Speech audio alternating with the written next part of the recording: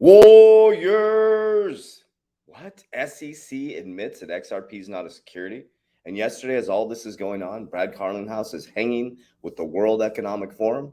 Well, you know how we do it. We're going to show you all of that today. My name is Coach JV. I am the top health, mindset, and crypto coach in the world. And what you believe in your heart, you think in your mind, will eventually become your words and become your reality. If you can see it in your mind, eventually you can hold it right here in your hands. What you repeatedly do gets ingrained in your subconscious mind. What gets ingrained in your subconscious mind becomes an unconscious activity. Warriors, this is getting exciting. Check this out. Okay, so yesterday, I love Jeremy Hogan. First of all, number one, he's absolutely amazing at sharing the news, but also makes it really, really, really fun on his channel. I think that's the key to all this. If you don't make it fun, it's going to get really monotonous and boring. So that's what I really appreciate about him. Not only does he break it down to us at a very simplistic level, bringing the complex simple, but he also makes this is really fun and palatable. So if you haven't checked out his YouTube channel, check out Jeremy Hogan on YouTube. It's called Legal Briefs. Well, this is a big day yesterday. This is floating around the XRP community. It's all over the place. Well, during this time, as all this is going on, Brad Garlinghouse is hanging out with the World Economic Forum. And we know the World Economic Forum is filled with powerhouses like the Rothschilds. Some of the biggest companies in the world are connected to the World Economic Forum. And so as all this news is going on, Brad Garlinghouse is hanging out with the World Economic Forum. No big deal, right? This XRP is going to zero, as all these people say. All right, so check this out. So this happened, this came out yesterday. So it says, well, that is official, legally admitted. So basically what this is stating here, if you go to Jeremy Hogan's Twitter channel, basically what they're stating is we did not say that XRP was a security until basically we threw out the case when Jay Clayton decided to say that XRP is a security on December 22nd, or allegedly that it is a security. So up until that point, they had never admitted that it was a security, even though Ripple had been working with the SEC or communicating with the SEC. So this right here, Warriors, is the type of stuff why I know it's going to be over by September 28th. If it's not, it's not. But I feel in my heart of hearts it's going to be over by September 28th, okay? Now, trust me, I know that it's going to be over by September 28th. We should say I have secret resources, right? I think we all have deep resources out there. We are all diving deep. Warriors, this is going to end by September 28th. And if it doesn't, it's still going to go through the roof, okay?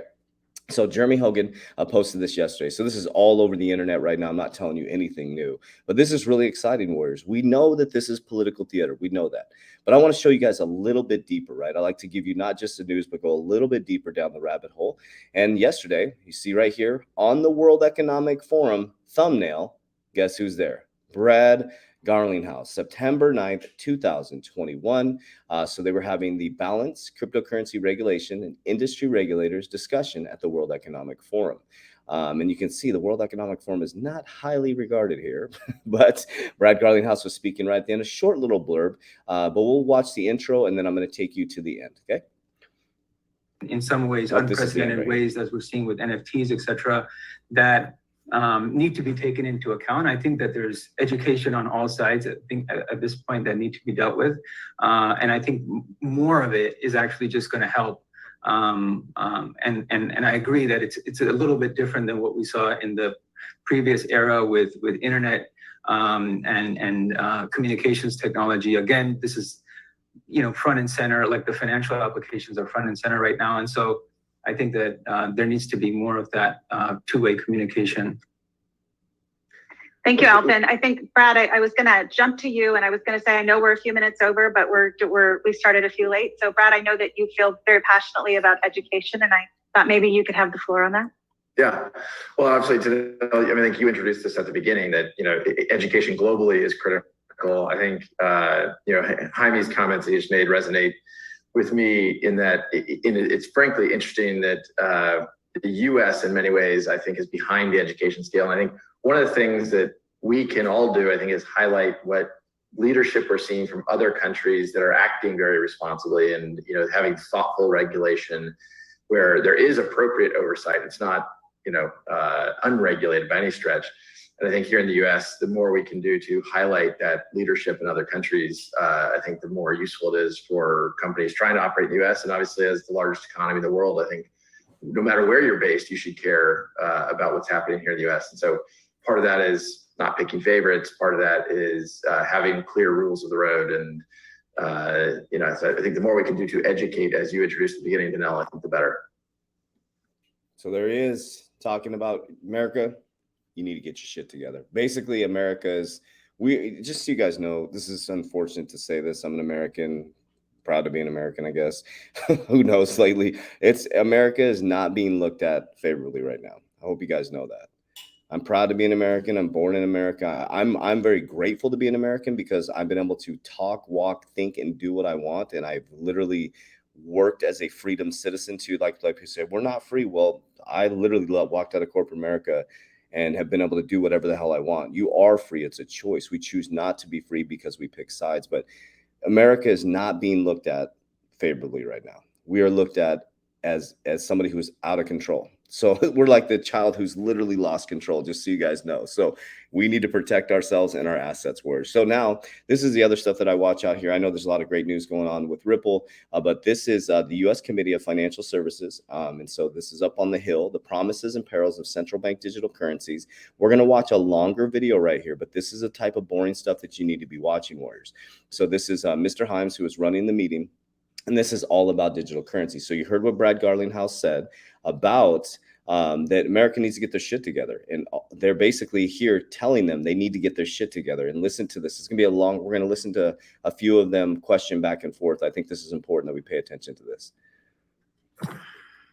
Thank you, Mr. Baldwin. We'll move now to questions from the membership of the subcommittee. Just a reminder, we'll observe the 5-minute rule. I will ask members to wind up their questions within the 5-minute time frame. I will allow witnesses to finish answers to questions within reason beyond the 5 minutes, but any questions that extend past the 5-minute will have to be answered on the record. With that, I recognize myself for 5 minutes.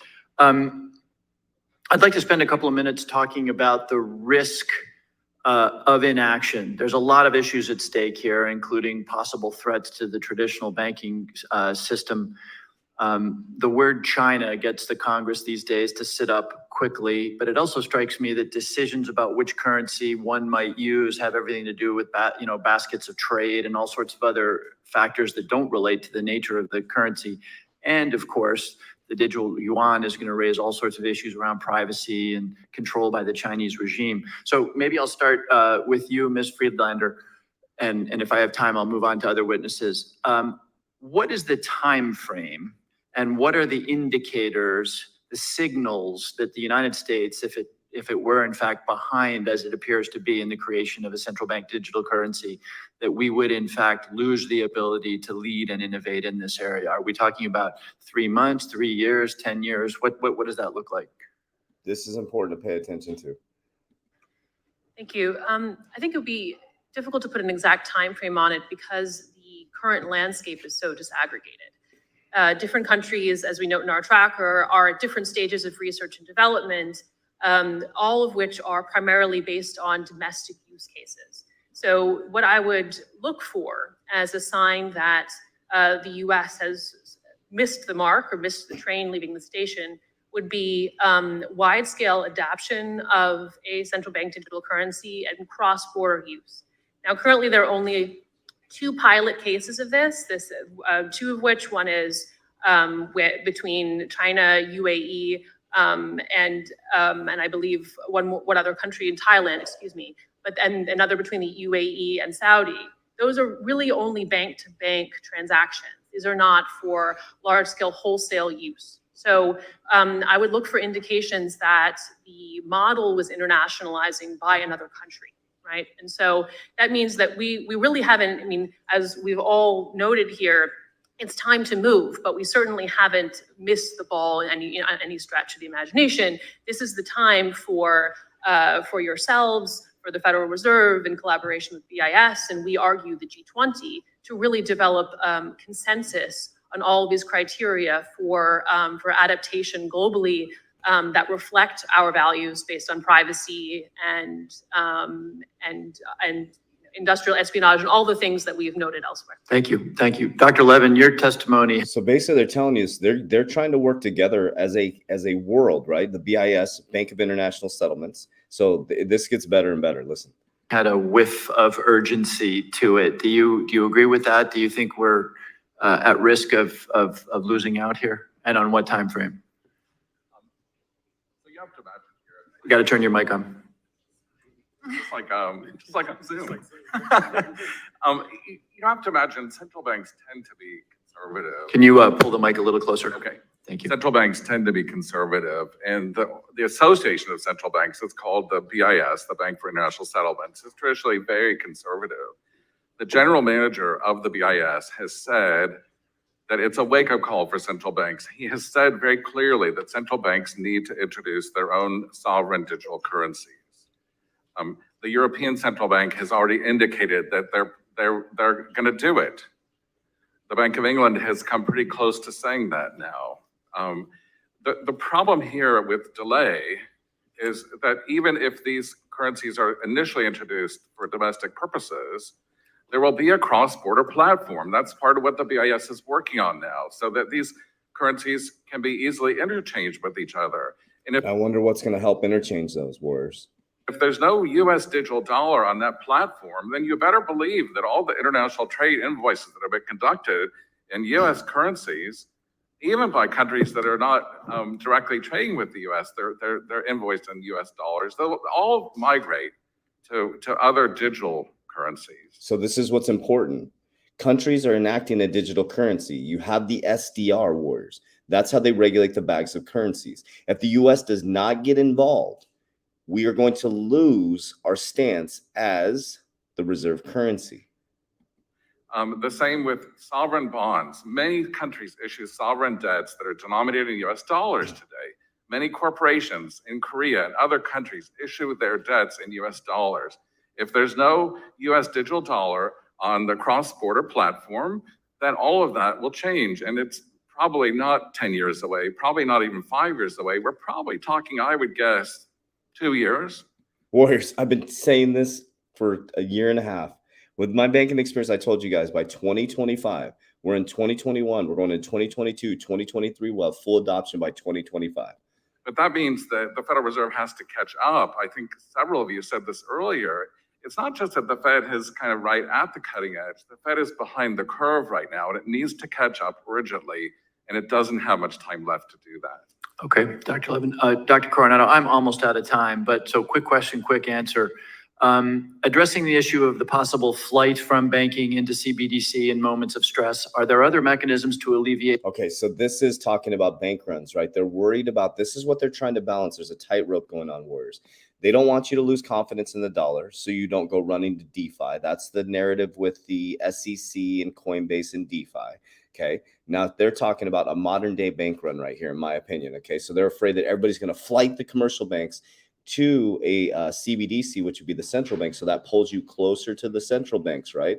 And so if you pull closer to central banks, that could collapse the commercial banks. That other than caps on the amount of accounts? So there are potential structures that you can put in place, but the caps on the accounts is the easiest way to achieve that. And just I think it's definitely a solvable problem. Okay, I am out of time. I apologize. Okay, so that's what they're talking about. I would highly recommend you go watch that. It's the Promises of Perils, the central bank digital currency. It was posted on July 28th, 2021. Okay, so we heard the BIS mentioned. We know the Brad Carlinghouse hanging out with the World Economic Forum.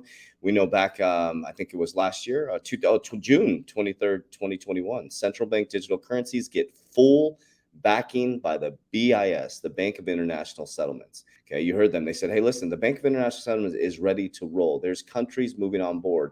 And if you do your research, you're going to see some hidden gems in there about the countries that are already working to get up and running on their digital currency. They might have some partnerships out there. Okay, so if we go out here issuing stablecoins on XRP Ledger, this is January 8th, 2021.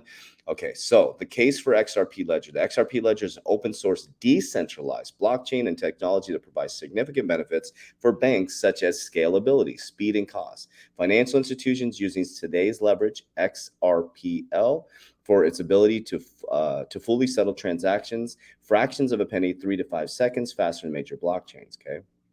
Issuing stablecoins. Financial institutions can use issued currencies to issue stablecoins on the XRP Ledger. Using the functionality, as an issuer simply needs to set up an issuing account and choose a configuration option desired for particular stablecoins. Issued currencies make the process very straightforward, stable, and highly secure to significantly lower business risk. By taking the following steps, banks can use stablecoins via issued currency, okay?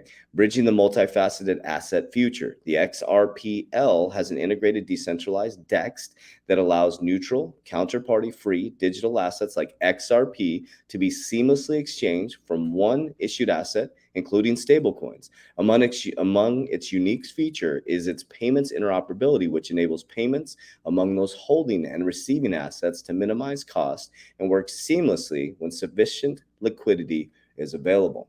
And then we know this came out. This was in 2021 as well. Ripple pilots private ledger for central banks launching CBDCs. Okay, CBDC challenge. Distributed ledger technology will be the basis of most CBDCs, just as it is for today for cryptocurrencies. Well, central banks can tap into existing blockchains to get CBDCs up and running quickly.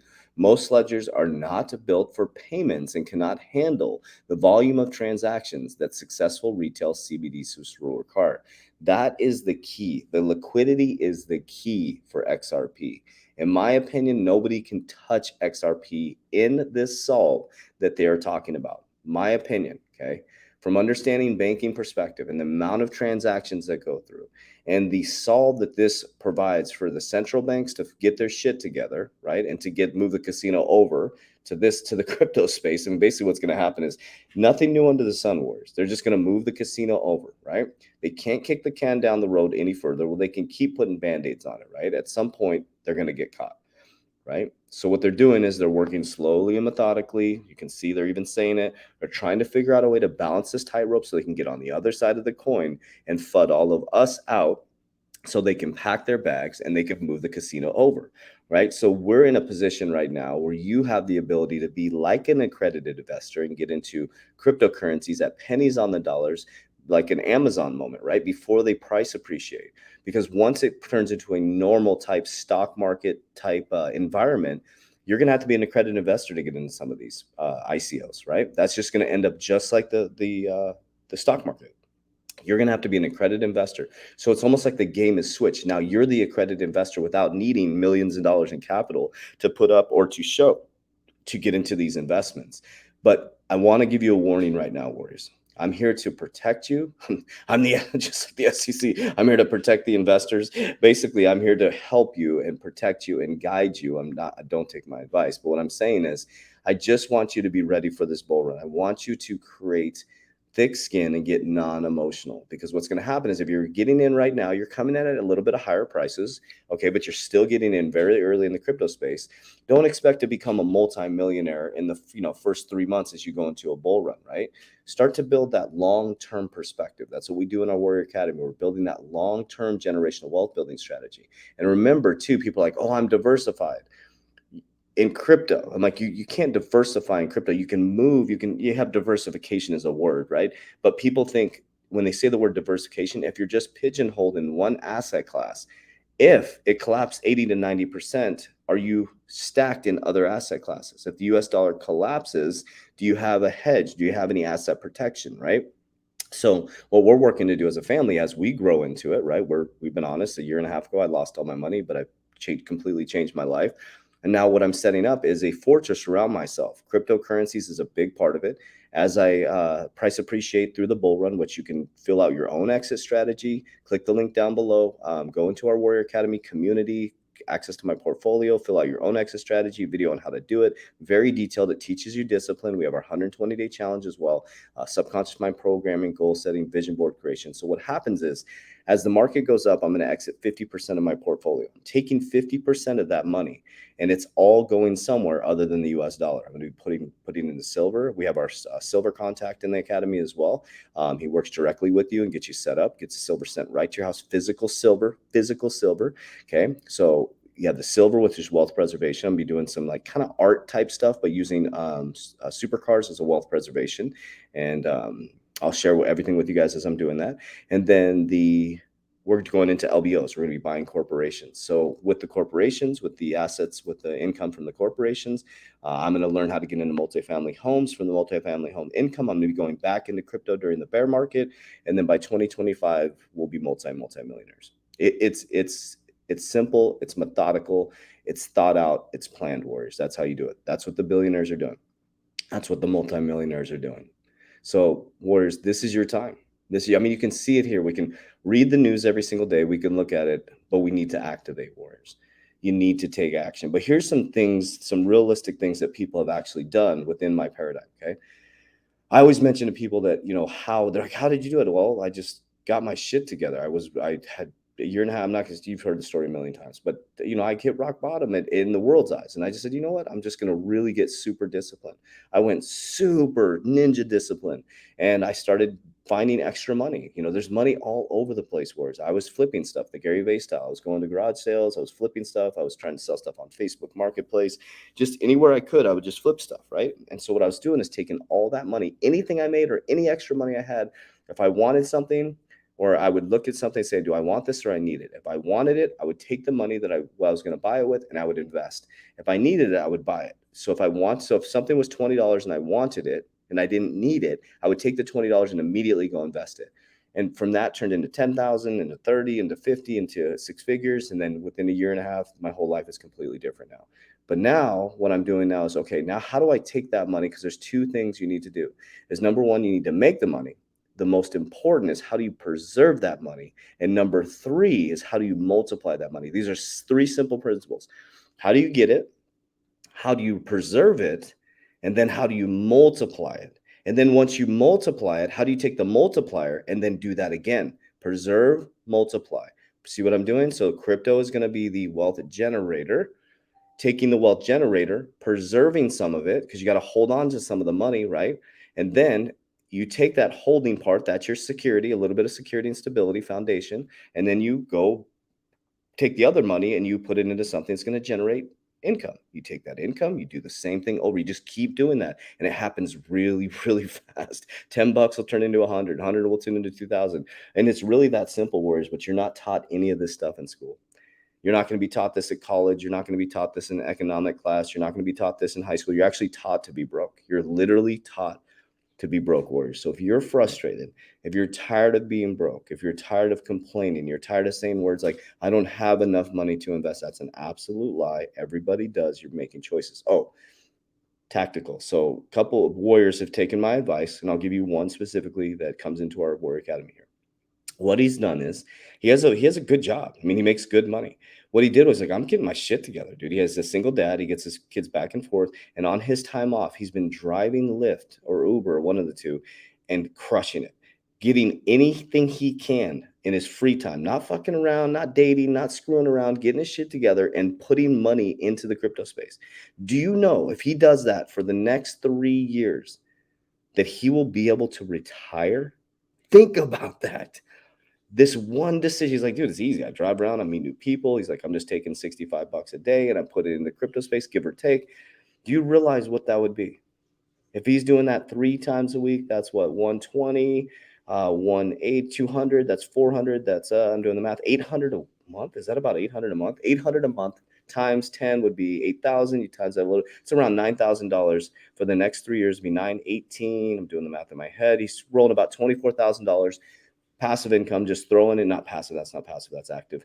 Throwing it into the crypto space, set it and forget it. That could change his life.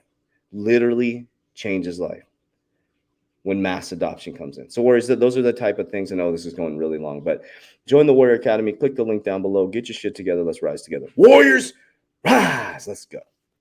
Get your shit together.